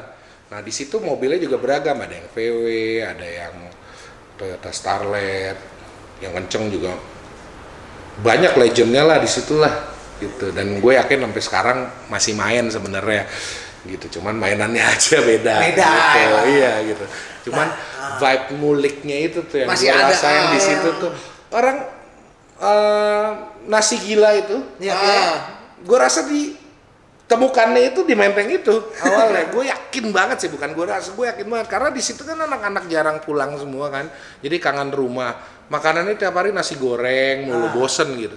Akhirnya sampai yang eksperimen nasi, sosis, telur pisahin. Jadi makan nasi putih pakai sosis, pakai telur gitu. Akhirnya laku nasi gila itu. Gue ngerasain tuh nasi gila. Iya. Itu kan hasil dari apa sih? Ngulik sebenarnya. Dari abangnya cuma nasi goreng, bang. Bikin yang ini doang. Itu custom kan? Custom. Beda sama F&B ya. Iya. Jadi ya yang bikin betah ya sebenarnya ya customnya itu jadinya gitu. Nah, Vero, kalau orang ketemu lu apa sih? Woi, bor tuh. Lu abisnya dapat julukan The Master of Bor. Bor itu apa sih? Dapat dari mana setelah bor itu? Bukan dari bos atau gimana sih bor ini? Iya, dulu ada kan eranya orang panggil-panggilan bro gitu. Terus ya kalau yang ngerti bahasa Inggris kan brother gitu kan. Oh, bro itu brother gitu. Kan kadang ada yang awkward juga kan. Nggak deket-deket banget kok, bro gitu. Awalnya gitu. Cuman ya sudahlah gitu. Emang kerennya panggil-panggilannya bro gitu. Cuman ada juga kan masanya orang panggil-panggilannya bos gitu kan. Bos. Kok gue dipanggil bos gitu? Jangan-jangan abis ini makan gue yang bayar. Gitu. Jangan dipanggil bos dong gitu misalnya kan gitu. Cuman ada juga yang emang seneng dipanggilnya bos gitu. Nah, gue kurang ngerti tuh bro atau bos dulu waktu itu kurang paham sebenarnya. Sampai suatu hari teman gue di SMS, bukan di WA ya, di SMS. Lagi di mana bor? Nah, sebenarnya salah nih. Bos sebenarnya salah bos maksudnya. Bos apa? Bro nih maksudnya nih. Dia bingung nih, bro, bos lah. Gue iseng doang. Ya ada bor, gue makan dulu deh bor ke sebelah bor, kita dulu. Gue cuma ngecengin teman gue aja gitu loh. Ini maksudnya bos apa bro nih? Gimana bor gitu? Dia sebenarnya masalahnya itu aja gitu. Cuman itu gue dramatisir terus lah pokoknya. Iya bor gitu, bor seharian itu gue pokoknya ngomong bor. Terus sorenya kita main ke bengkel. Ya dulu emang gitu kalau lagi bosen di bengkel kita main ke bengkel lain, cari suasana baru. Bengkel juga. Tetap main bengkel nih. Bengkel. Nah di bengkel itu gue ngomongnya juga baru. Soalnya kan alat juga kan gitu. Bor gitu. Wah, keren juga ya bor gitu. Wah, gitu. Semenjak itu ya. Iya, akhirnya terus tuh yang lain pada yang apa sih baru tapi ya dipanggil bor nengok. Karena gue kalau manggil akhirnya gue udah males manggil nama. Bor gitu. Nengok bor gue anggap normal aja gitu. Udah. Jadi ini sekarang bor. Oke, baru gue tahu nih. Jadi kalau di Bali kan enggak bor gitu bor. Iya bor. Ternyata ini gitu semua sumbernya dari sini nih, bor. Dari SMS salah ketik itu, dari typo itu. Iya, waktu ada juga teman-teman di Bali yang lucu banget ngomongnya, apa sih pada manggil-manggil bor, aku ikut boleh nggak? Kita ikut Lucu ngomong, ya boleh lah. Soang dulu. Apa sih? Nah, Om Vero mulai memutuskan untuk terjun di bisnis atau di industri bengkel itu mulai tahun kapan, Om? Maksudnya seriusnya loh? Serius ya? Kan 90-an nih misalnya. 98 kan kerusuhan tuh. Nah, sebelum kerusuhan itu kan demo terus tuh. Ya karena kampus gua tempat demo. Jadi gua jarang kuliah tuh. Ya kuliah dibatalin dulu. Sedangkan motor gua udah hampir jadi tuh waktu itu tuh. Ya maksudnya gue masih bikin tangki di bengkel ini, terus ngecat di sini. Akhirnya gue pengen banget nih motor gue jadi. Kebetulan kuliah dibatalin terus gitu loh. Jadinya ya gue ngebengkel banget tuh di era itu. Terus ditambah lagi kerusuhan kan, jadi di rumah terus gitu. Akhirnya sesudah kerusuhan itu emang teman-teman yang punya motor tuh datang ke tempat gue, yang tadinya cuma main ganti stang, gue yang gantiin gitu. Itu ya, akhirnya dari teman-teman dulu ganti stang aja gini, knalpot buntutnya aja diganti gitu, atau gue bobok deh knalpot lo gitu. Gue karena gue nggak ada kegiatan juga kuliah gitu. Terus ya bisa ada ya ngerjain yang gue suka juga gitu kan gitu. Terus ya emang seneng aja dulu gitu ngelihat temen pengen banget motornya suaranya agak enakan gitu loh. Cuman nggak mau terlalu keras gitu. Gue suka juga knalpot pipa plong, tapi gue suka juga yang suaranya deep, ngebass gitu. Eksperimen juga, main mobil juga sering ke tukang knalpot juga gitu. Jadi mulai belajar masukin filter bolong-bolong apa gitu tebelnya, atau ujungnya di tipnya gue main ke tukang bubut juga, bikinin ujung bubutannya gitu supaya bulat suaranya gitu. Akhirnya ya itu teman-teman ya 98 startnya tuh ya? Iya benar-benar nerima customer ya. 98 yang betul. Itu di sini mulai di rumah ini. Masih di rumah nyokap. Di rumah nyokap. Iya, di halamannya nyokap. Itu orang-orang tak kan kok saban hari datang gini-gini mulu tetangga kayak resah dengar suara yang brang apalagi motor cc gede kan bunyinya agak kecil. Iya sih, cuman dulu tetangga gue lebih komplain pas udah mulai ngetok sih. Oke. Udah mulai ngetok, soalnya terus-terusan kan gitu. Kalau suara kayaknya nggak terlalu keganggu sih. Soalnya menurut gue kalau yang cc-nya gede, suaranya nggak terlalu ganggu di kuping deh. Nggak lebih sakit. ke sih nggak, karena kalau lo udah gas sampai sakitin kuping, itu berarti suaranya udah keras banget, udah RPM berapa gitu. Karena kalau motor cc gede, nggak usah lo gas juga suaranya kan gimana ya, rendah kan, ininya deep gitu, gimana sih, ngebas gitu. Jadi kalau lo gas wah gitu, yang ngegasnya juga nggak kuat, gue yakin gitu. Cuman kalau yang cc lebih kecil bisa keras tapi emang melengking gitu, jadi sampai sakit kuping gitu. Jadi tetangga gue sih komplainnya bukan suara motornya sebenarnya, lebih ke ngetok. Pas udah mulai gue punya karyawan tukang kenteng deh, tangki gitu. Kalau dulu gimana? Iya, karena gue eksperimen nyoba bikin tangki sendiri, waduh, udah dempulannya akhirnya tebel, las-lasannya nggak rapi gitu, ya gitu. Kan proses kan itu kan. Iya, cuman karena pernah nyobain, jadinya tau lah urat-urat potongannya tuh, cuttingnya, polanya tuh sebenarnya untuk bikin bulat tuh yang dipotong sebelah mana gimana gitu kan, bukannya sekedar gitu. Dan nyokap gue juga kan punya penjahitan gitu. Jadi emang sering lihat orang bikin pola terus diginiin gitu loh. Jadinya pas bikin tangki ngikutin logika itu aja. Iya, pola apa gitu. Tapi pas gue punya karyawan tukang kenteng dan emang tukang kentengnya juga seneng kalau gue kasih tantangan tuh hal baru gitu loh. Jadi sempat betah banget walaupun umurnya di atas gue, dia tuh nurut banget tuh kalau gue ngayal apa gini pak gitu. Sampai dulu macem-macem deh kita eksperimen.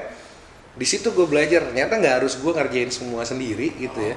Cuman kalau gue bisa delegasiin ke orang yang emang ahlinya dan emang apalagi dia percaya gitu loh rancangan gua dan visi gua gitu kan, itu kita bisa bikin sesuatu yang spesial gitu. Kayak dulu misalnya tangki mau tengahnya bolong gitu loh, gimana sih caranya tangki bolong ntar bocor? Enggak gitu, simpelnya kita taruh pipa aja kan.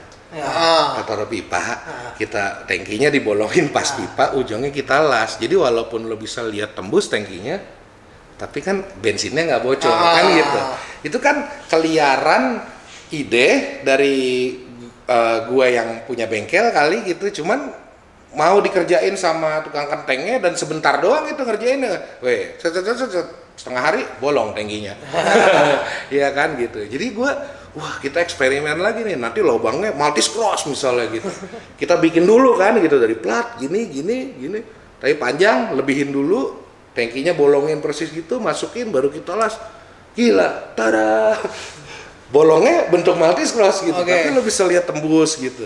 Berarti antara frekuensi antara lo kayak bareng desainernya kan, desainer dan si tim tim produksi engineer mesti ada satu frekuensi yang sama gitu. Iya, banget dan ya keseruannya sih di era itu ya modifikasi karena nggak ada batasannya banget sih masa itu, mau ban mau lebarnya berapa, mau warnanya juga ya nggak harus warna apa gitu, semau-maunya, itu bener-bener nggak ada batasan, eksperimental banget gitu. Jadi mau bentuk tangki yang gimana, tapi gue emang masih karena suka ban lebar gitu, terus seneng banget tuh yang duduknya tuh ceper gitu, kita tenggelam pokoknya dari belakang tuh kita duduk tuh kayak tenggelam di dalam motor gitu, karena kita duduk di depannya ban dan posisinya tuh di bawah ban gitu. Itu yang gua ngelihat gampangnya ngebedain motor ya Amerika sama Eropa. Kalau motor Eropa kan rata-rata bannya nggak terlalu lebar, terus duduknya agak di atas gitu kan, motor Inggris gitu kan, BSA, Triumph gitu-gitu. Duduknya tuh di atas ban, terus ada suspensinya dan nyaman gitu kan, ngejarnya ke kenyamanan gitu. Cuman kan kalau chopper akhirnya udah yang ban semua di belakang, spakbornya buntung lagi gitu kan, sebuntung-buntungnya gitu kan. Terus langsung gue dulu ada teman gue rambutnya gimbal ya. Panjang banget sepantat. Oke. Panjang. Tahu udah ujung di tengah. Oke. Spakbornya buntung. Masuk Kita lagi ride, tiba-tiba terus dia berdiri dulu, kalau begini dorong motornya mundur, rambutnya masuk. Gue tahu ya. Iya, beneran itu terjadi gitu. Mungkin tipikal gaya Amerika itu ya, pengen mau menunjukkan superiornya gitu ya. Daripada fungsi bodoh amat gue nggak suka. Kegagahan. Super power Amerika mungkin gitu gaya konsepnya. Gue sih waktu itu sih nggak ngelihat begitunya sih, karena nggak. Ya waktu itu ya Amerika ya lo nonton film juga Hollywood ya film yang bagus kan Hollywood gitu. Pasti. Ya, terus mobil-mobilnya apa segala macam. Jadi gue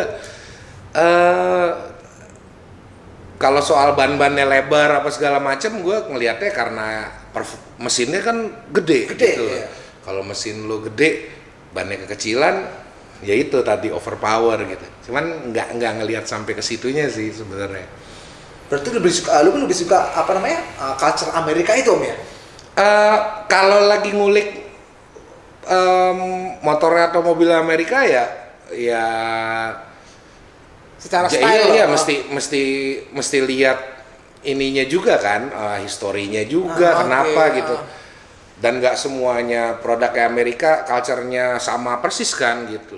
Dan ujung-ujungnya juga gue harus ngakuin juga gitu loh, kalau buatan Eropa, let's say Jerman gitu misalnya, ya kalau motor misalnya BMW gitu, kalau buat gue ya pribadi ya BMW, ya udah enak banget motor, udah lo mau keliling dunia ya naik BMW aja udah.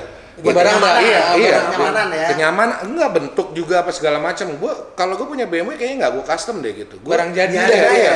Gue kalau custom BMW kayaknya gue sotoy kali. Gue takut dibilang sotoy gitu karena oke, udah bagus udah cukup gitu. Sama kayak Jepang kan tipikalnya mungkin ya, kalau Asia. Iya, kalau Asianya gitu. Cuman ya kalau Amerika emang mungkin bisa lo utak-atik kali ya gitu. Lebih banyak lagi di utak-atiknya. Makanya misalnya kayak mungkin karena ngikutin tradisi terus, misalnya mobil Chevrolet dari dulu ball patternnya kan segitu ukurannya misalnya, bautnya PCD-nya. Jadi misalnya lo punya mobil Chevrolet tahun 55, lo pengen pakai remnya Corvette yang paling baru pun, yang disc brake seramik apa segala macam, karena patternnya sama, Ya udah bisa langsung gitu. Kayak gitu-gitunya akhirnya jadinya mobil atau motor Amerika tuh diutak-atiknya tuh begitu, akhirnya bisa dikawininnya itu tuh tahun muda tahun baru. Kalau Eropa mungkin udah Berubah beda lagi lagi, beda sensornya ya, akhirnya balik lagi ke karakter kali ya, karena kalau Eropa kan udah teknologinya gitu. Tapi kalau Om Vero lebih suka, kalau dari yang saya tangkap tadi ya, lebih suka emang Harley daripada Triumph mungkin, ataupun Norton, ataupun pertama ya ukuran badan. Oke. Kalau gue naik motor, sempet dulu naik BSA plastik tahun 56 gitu. Cuman ya berat badan, terus bentuk motornya juga emang buat yang badannya slim British gitu. Sedangkan gue overweight gitu kan. Tapi lu kurus dulu Om. Gue lihat sempet juga sih, sempet. Anjir. Itu waktu gue jadi builder. Bodybuilder. Body ya, builder body. Dulu gitu, akhirnya gue udah, wah gila nih motor di custom cakep, tapi guanya nggak cocok. Gimana ya? Ya udah guanya aja deh yang di custom. Ternyata masih dari Biar cocok. Iya, jadi badannya yang di custom biar cocok naik motor gitu. Lama kelamaan anjir kok gue yang harus mengalah sih. Kenapa nggak gue cari yang sesuai dengan kebutuhan gue? Bukan gue yang mengalah. Iya, karena kan udah mulai old school, bannya harus kurus gitu. Bannya udah kurus-kurus kok nggak cocok ya naik motor old school, ya udah badannya yang dikecilin gitu. Sempet sih ngerasain. Cuman ya. pasien pertama lo yang bener-bener lo kerjain, apa motornya lo kerjain dari awal sampai pembentukan tangki, sampai dengan lo bikin mesinnya tuh, siapa pertama pasien lo itu? Yang lo anggap ini masterpiece gua awal. Kalau yang bikin total awal ya pastinya motor gue sendiri dulu sih ya. Gua nggak yang sembarangan eksperimen pakai motor orang kan gitu kan. Gitu. Dan cuman akhirnya pas udah tim gua dulu udah cukup solid ya, ada yang bagian konstruksi gitu ya, dia mengerjain frame dan lain-lain, plat-plat tebel gitu, ada yang ngenteng alus, ada juga yang bagian finishing, mekanik juga ada. Ada sih teman gua dari Jogja, malah dari luar daerah sih yang dibikin total bener-bener. Itu awal project lo nih berarti. Wah ini kayaknya debut pertama gua nih, lu maksimalin gitu berarti. Itu di orang Jogja itu berarti ya, lu maksimalin, lu kenteng itunya, lu bikin tuh dia modal mesin doang apa udah sama frame ya? Waktu itu dari motor yang dirubah sih, cuman akhirnya ganti rangka, ganti frame segala. Total. Ya karena akhirnya balik lagi ke kliennya ya, ke customer ya, dia benar-benar appreciate yang gue udah pernah kerjain gitu, tapi dia juga ngajakin gue, mari kita lebih liar lagi nih imajinasi kita untuk bikin yang lebih lagi nih gitu, tapi sesuai yang gue pengen. Jadi gue ngerjainnya juga kayak apa ya pengalaman baru, challenge baru, tapi juga direstui sama yang punya motornya gitu. Terus dia juga percaya banget ya hubungan yang kayak gitu sih ya, yang bener-bener bikin kita nge-build motor tuh bisa sampai total, dan hasilnya juga ya itu nggak bisa dinilai sama ya uang, bukan secara nominal iya. Akhirnya udah kayak ya kita nge-build sesuatu yang luar biasa sama-sama kan gitu. Jadinya ya sampai sekarang rata-rata sih teman-teman yang bangun motor sama gue masih udah kayak keluarga lah gitu loh. Tapi kan nggak semuanya kan, ibaratnya terkadang kan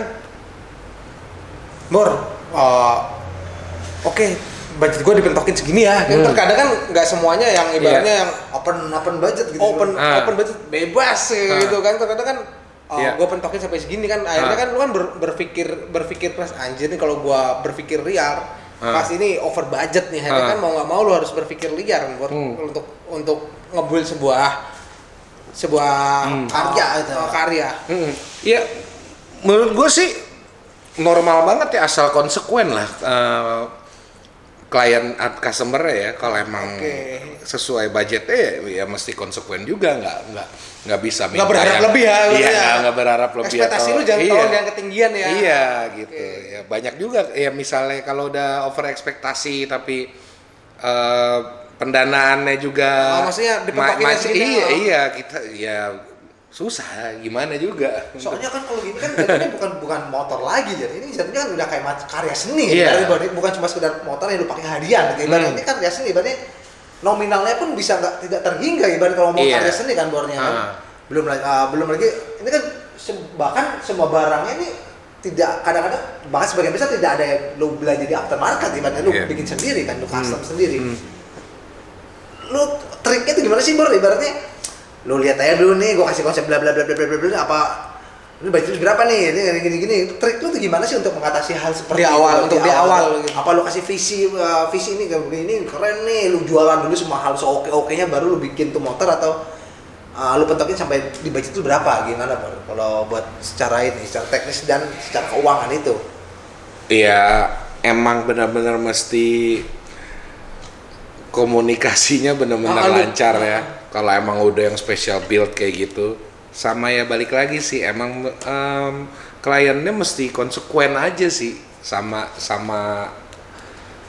projectnya, bener-bener emang mau bikin sesuatu yang wah atau seperti wah gitu loh. Wah, ya kan? seperti wah ya, itu buat gua masih saklek gitu, harus saklek. Kalau di awalnya mau bikinnya bilangnya wah gitu loh, nanti belakangan yang penting kayak wah aja gitu, cuman ngejar gaya, wah itu kan akhirnya kurang fair kan, baru di belakang wah nih. Iya gitu, jadi emang komunikasi sih paling di awal ya, dari awal emang gitu, terus sama ya itu harus konsekuen sama kita, sama-sama konsekuen untuk nyelesain hasil akhirnya. Iya, project yang luar biasa ini kan gitu. Kita kan ngebangun impian kita kan gitu. Pasti.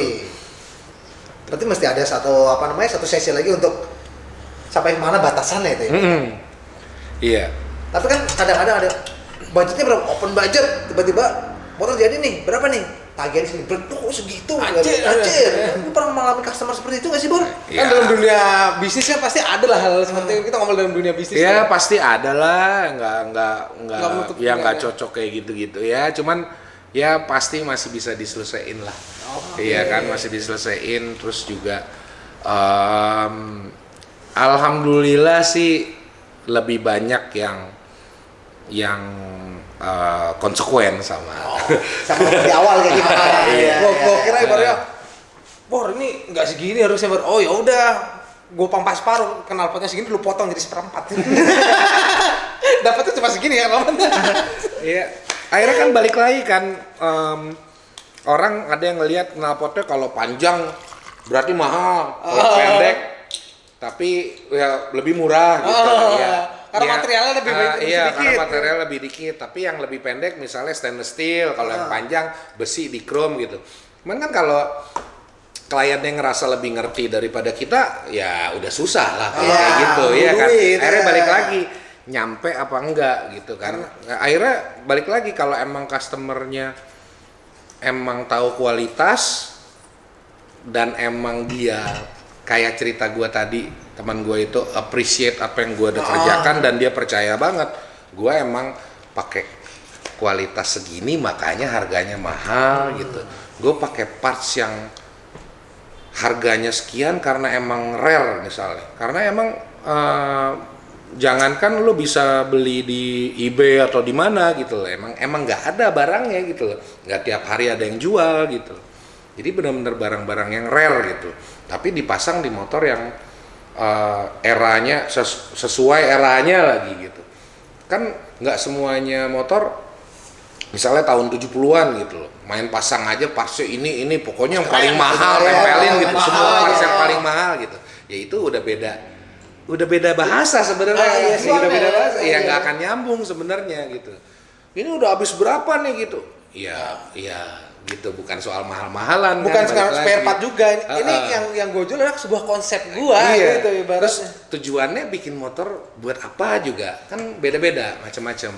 Emang mau menang kontes kah, atau mau pakai harian kah? Pakai harian kah, atau mau jadi insan permotoran kah, gitu atau gimana gitu kan. Tujuan kan orang bangun motor macam-macam. Berarti ya kalau gue tangkap setiap orang tuh punya keperluannya beda-beda deh. Beda-beda. Lu pasti ajak ngobrol dulu nih, ini keperluan apa dulu nih gitu ya. Dan itu ya pelajaran yang juga gua harus jalanin terus kan selama puluhan tahun ini kan. Gua interaksi sama klien-klien yang kepengennya ini, kepengennya itu. Ada yang akhirnya jadi, ada yang nggak jadi gitu kan. Gua itu sih ya proses sih ya gitu. Banyak gue belajar karakter orang dan lain-lain, dan pertemanan lah, perbisnisan lah, ya itu semua bersyukurnya gue jalanin ya. Yang gue kerjain emang yang gue seneng gitu. Balik lagi itu. Emang harus disenengin dulu ya? Iya emang iya. Jadi gue nggak akan kemana-mana kan. Gitu. Unit bisnis. Kenapa tiba-tiba lu bisa mikir ke Kuta bikin namanya Twice Dinner tuh? Twice Diner. Twice Dinner tuh. Nah. Ya itu emang tiap hari di situ juga. Oke. Oh, berarti selama itu lu sering ke Bali Mas itu? Iya, emang lebih banyak di Balinya sih. Ya hampir sama sih, Jakarta juga 3 bulan di Bali, ntar di Jakarta sebulan. Atau 3 bulan di Bali, ntar ya gitulah. Cuman ya emang seneng aja punya kegiatan lain juga di Bali gitu, usaha juga gitu. Jadi coba bukan main aja. Terus waktu itu juga lagi seneng-senengnya dunia kuliner juga gitu. Iya gitu. Emang kepingin nyoba dan menjalani aja gitu. Dan, Apapun hasilnya. Iya, apapun hasilnya gitu. Wih, ingat banget tuh. Kalau TS bar penuh, TS dinner aja ke atas. Beda kasta kalau udah ke atas. Kalau ke atas udah beda kasta. Mesti jajan. Kalau ke atas udah beda kasta. Kita pernah MC di TS dinner kan? Iya, waktu Exhibitionnya si Keduk sama Dembut. debut tato ya. Dembut tato. ya? Iya, jadi pernah ada event di atas itu si Keduk bikin paint strip dengan papan surfing Oke. di TS dinner itu sendiri. Anjir. Sini kita waktu itu masih tahun berapa itu Pak ya? 2011 atau 2010 itu. Iya, sekitar tahun itulah itu. Pokoknya gue belum cabut ke sini waktu itu. Gue masih perintingannya pakai topi sambil Tapi koki itu men. Ih, Dengan bawa spatula. Lu berani bisa mencoba hal yang baru berarti waktu itu ya. Tapi kan spend budget duit kan juga nggak sedikit saat Mas tiba-tiba lu terjun di kuliner gitu ibaratnya. Hal yang baru ibaratnya. Iya sih, tapi ya gue enjoy banget sih semuanya ya, enjoy banget dan nggak ada yang gue sama bener-bener salah satu trip di hidup gue yang gue favorit gue gitu era itu gitu, karena emang sama pengen juga di Popis 2 ada tempat kayak gitunya juga gitu kan, kalau ada acara-acara ada alternatif tempatnya juga gitu. Suka aja sih gue. Dan emang siang kegiatannya banyak di bengkel gitu, terus sore ada kegiatan juga di kecil nih gitu. Iya. Oh, itu juga cuma punya itu ya, bengkel di Bali waktu itu. Iya. Yang Dan tadi, di daerah Kerobokan, iya.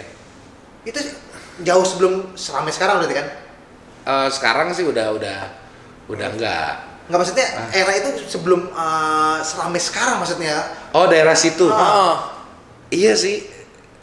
Kerobokan tuh bener-bener orang taunya ya buat kalau lo mau ke Denpasar cuman lewat mutar, jalur lewat luar ya, kayak outernya atau ke arah Tabanan sih gitu. Cuman ya belum yang ke arah Cenggu atau Cenggu. Canggu. Cenggu. Selamat pagi Cenggu. Iya. Dia itu yang ngalamin Cenggu yang tidak ada apa-apa, yang sepi banget. Tapi kan pada saat itu Mas ya, di Bali kan belum banyak yang nggak seramai sekarang kalau buat motor besar ya atau harga custom culture. Ada tapi nggak seramai. Nggak seramai sekarang. Kenapa lu pingin apa? Lu nggak takut? Gua nih Nggak ada, ini belum demand-nya belum sekencang sekarang. Ya. Kenapa lu mau berani spend budget gede kan? Lumayan mas itu mas. Gue malah takut kalau gue nggak coba kali ya. Gue takut kalau gue diem aja. Gue takut kalau gue nggak ikutin apa ya, hasrat gue gitu ibaratnya. Emang udah dari hati kepengen gitu, dan kayaknya gue nggak akan jadi gue yang sekarang kalau gue dulu nggak sempet ada tempat di Kerobokan itu gitu. Gue benar-benar menyaksikan perkembangan daerah situ dan sekitarnya, atau gue juga ngelihat, gue ketemu banyak teman baru yang emang bondingnya itu ya, lewat percustoman, permotoran gitu.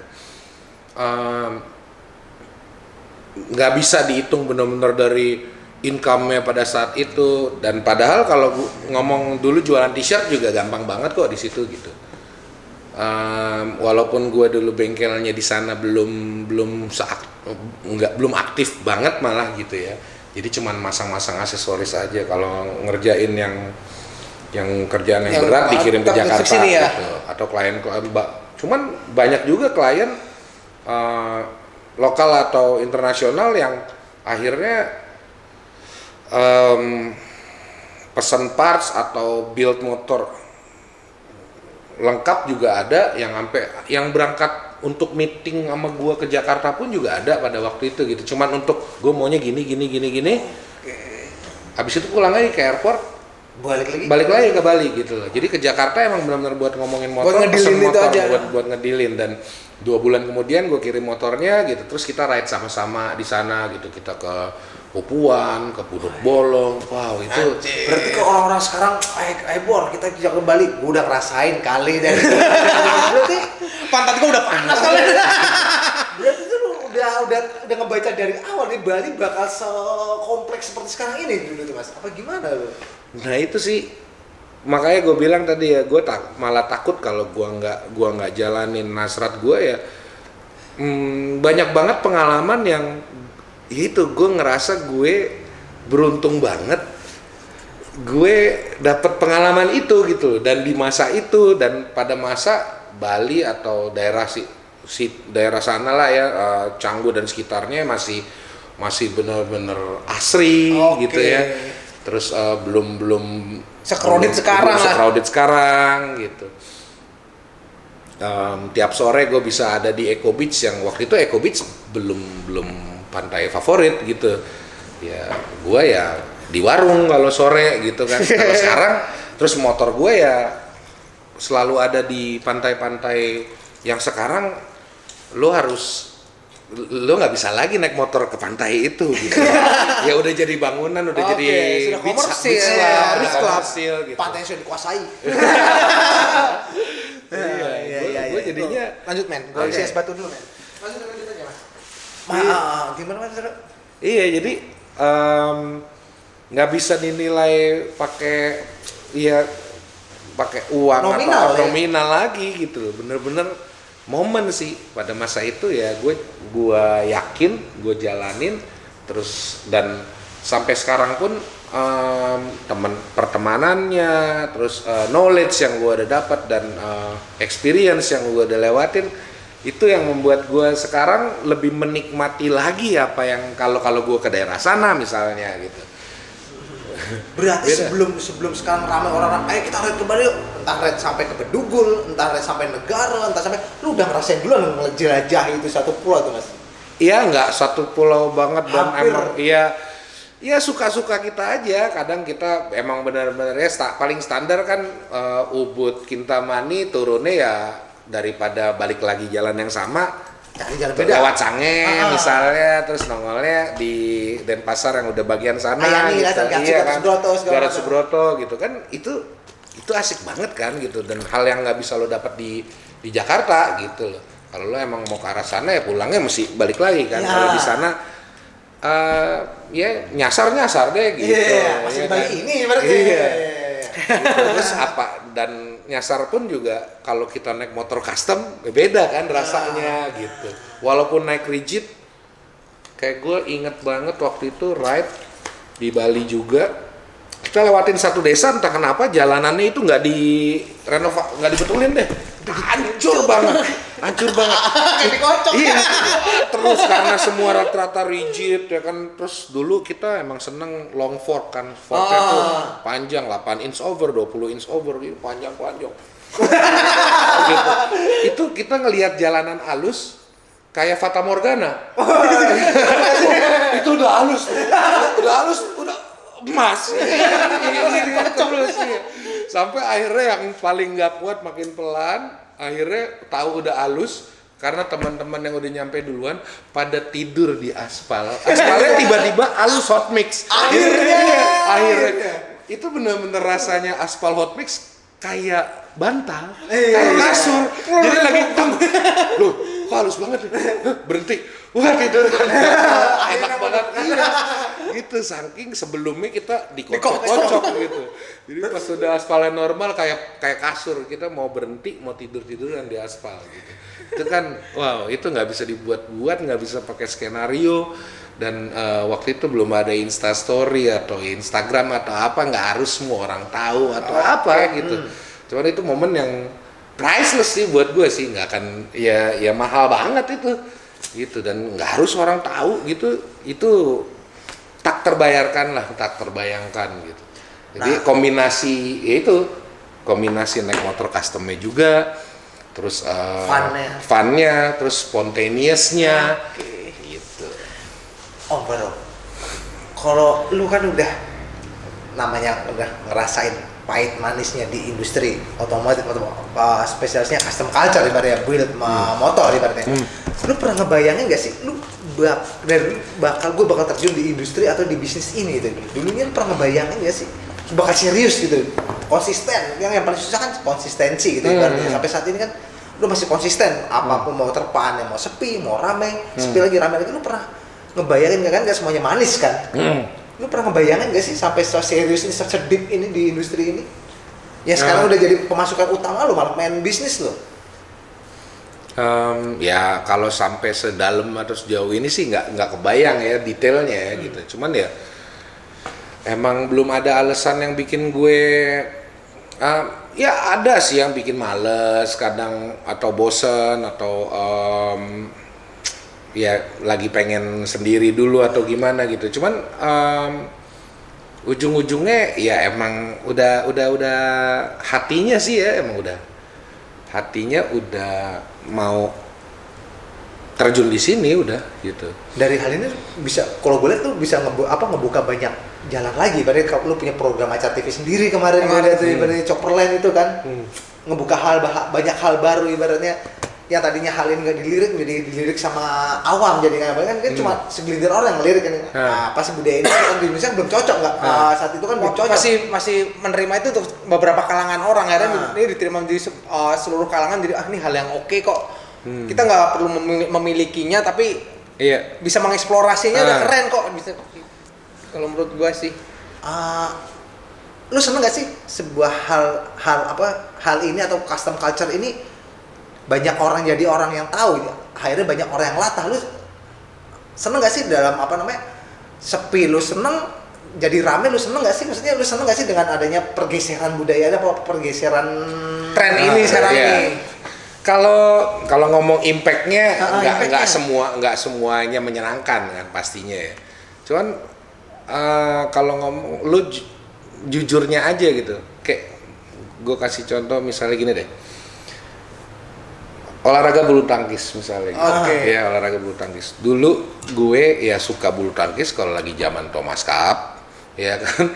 Lagi ada pertandingannya terus Indonesia masuk final, itu udah wah keren banget deh bulu tangkis gitu karena kita masuk final. Wah Indonesia.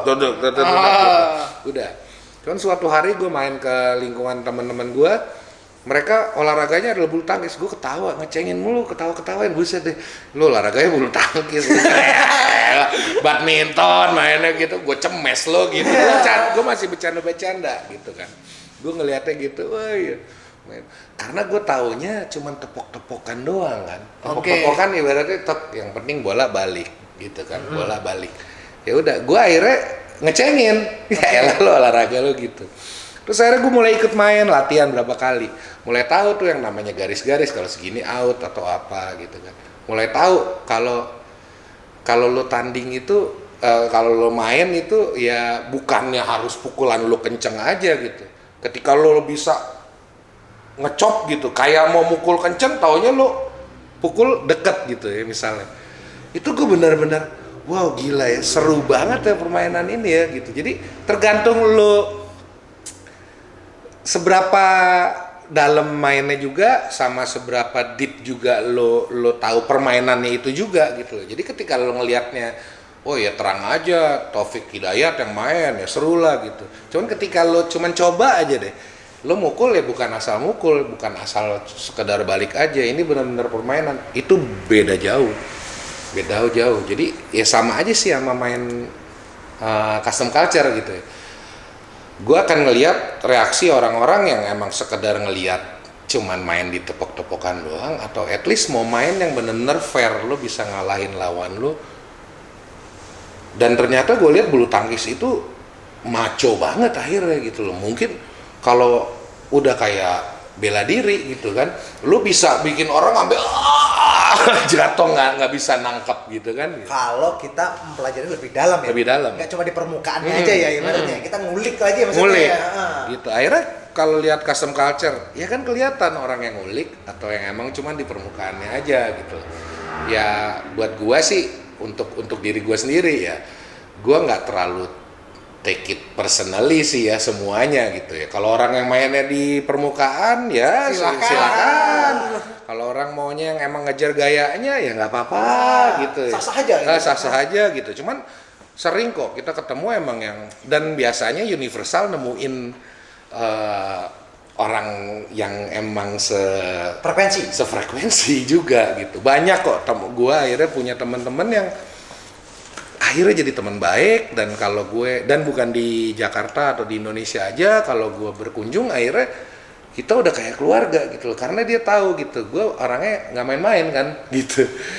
Jadi lo emang seneng gitu, kita sama-sama seneng, jadi kita pas sharing hal lain pun juga ya ini orang nggak main-main kan gitu. Dia ngajak kita jalan-jalan pun atau nyobain makanan apa, orang juga appreciate orangnya nggak main-main gitu. Jadinya kita terus lagi berkembang, dapat pengalaman yang baru lagi bersama orang-orang yang sefrekuensi, yang akhirnya dapat cerita, pengalaman atau apapun itu yang luar biasa terus sih.